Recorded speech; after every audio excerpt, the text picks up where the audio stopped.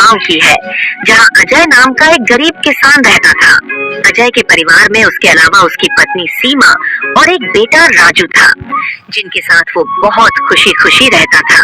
अजय के पास गांव में अपनी एक जमीन थी, जहां पर खेती कर वो अपने घर का पालन पोषण करता था। परंतु अब उसकी वो जमीन पहले की तरह उपजाऊ नहीं रही थी। धीरे धीरे उसकी जमीन से फसल की पैदावार भी कम होने लगी थी।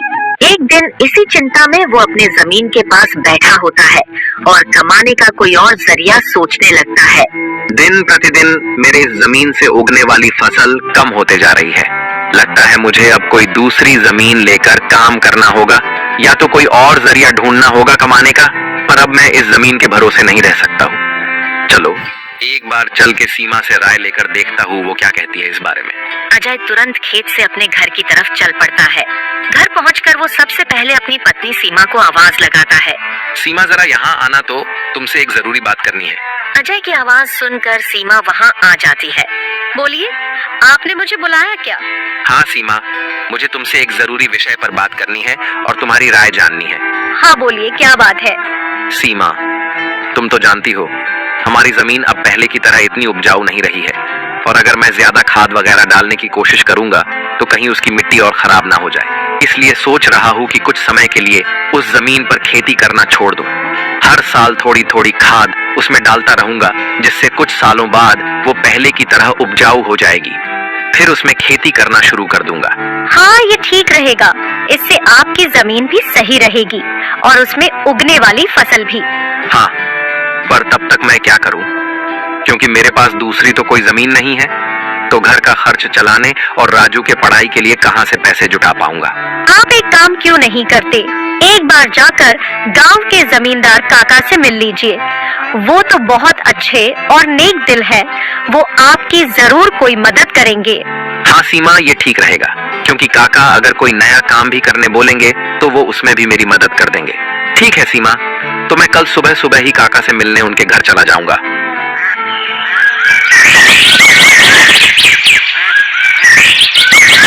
अगली सुबह अजय जमींदार से मिलने उसके घर के लिए चल पड़ता है। जमींदार के घर के बाहर पहुंचकर वो जमींदार को आवाज लगाता है। क्या आप घर पर हो? अजय की आवाज सुनकर जमींदार बाहर आता है। अरे आओ अजय बेटा, बोलो क्या हुआ, कुछ काम था क्या? हाँ काका, आपकी एक मदद चाहिए थी। हाँ बोलो ना बेटा, मैं किस प्रकार तुम्हारी मदद कर सकता हूँ? अजय फटाफट से जमींदार को अपने खेत की हालत बता देता है। तो इसमें परेशान क्या होना बेटा? काका, मेरे पास एक ही जमीन है जिस पर खेती कर मैं अपने घर का खर्च चलाता हूँ, और मैंने आज तक खेती के अलावा कोई दूसरा काम भी कभी किया नहीं। तो अब यही नहीं समझ रहा है मैं क्या करूँ। बेटा, खेती के अलावा दूसरा काम क्यों करना? तुम एक काम करो, मेरे पास गांव के बाहर एक जमीन है, तुम उस पर खेती करो। काका, पर इससे तो आपका नुकसान हो जाएगा। नहीं बेटा, कोई नुकसान नहीं होगा। इसी बहाने तुम मेरी जमीन की देख रेख भी करोगे, क्योंकि अब तो मेरी उम्र भी हो गई है और मेरा बेटा भी शहर में रहता है, तो इससे तुम्हारा भी भला हो जाएगा और मेरी भी थोड़ी जिम्मेदारी कम रहेगी। ठीक है काका, अगर ऐसी बात है तो मैं कल से ही उस खेत पर काम करने चला जाऊंगा। अजय जमींदार को धन्यवाद कहकर वहाँ से अपने घर के लिए निकल जाता है। अजय अपने घर पहुंचकर सीमा को सारी बात बता देता है। ये तो बहुत अच्छा है, यानी आपकी सारी चिंता ही खत्म हो गई। हाँ सीमा, अब मैं काका के खेत पर बहुत मेहनत करूंगा और कोशिश करूंगा कि एक दो और खेत खरीद लूं, क्योंकि भविष्य में ऐसी समस्या आए तो उसके लिए हम तैयार रहे।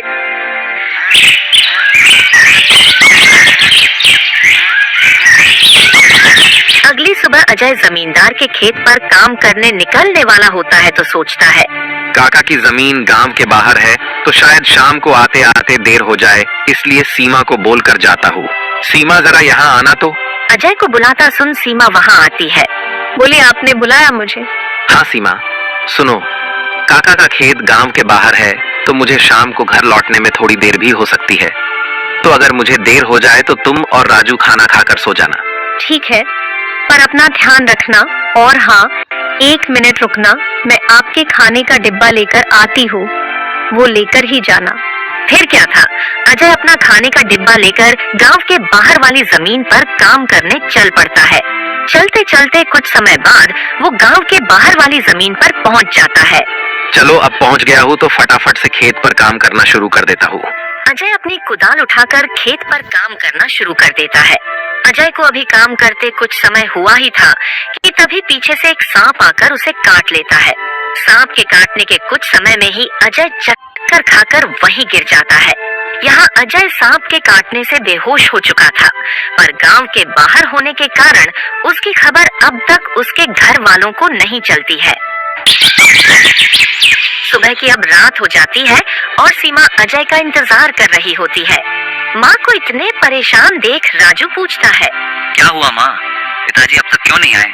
बेटा तुम्हारे पिताजी आज काम करने जमींदार काका के गांव के बाहर वाली जमीन पर गए हैं और उन्होंने मुझे बोला भी था कि उन्हें आते आते देर हो जाएगी, पर अब कुछ ज्यादा ही समय हो गया है। माँ, आप क्यों फिक्र कर रही हो?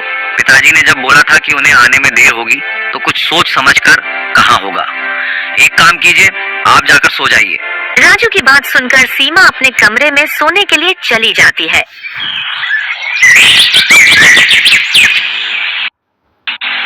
अगली सुबह भी जब सीमा देखती है कि अजय अब तक घर नहीं आया है, तो परेशान होकर वो सीधा जमींदार से मिलने उसके घर की ओर चली जाती है। सीमा जमींदार के घर पहुंचकर उनसे अजय के बारे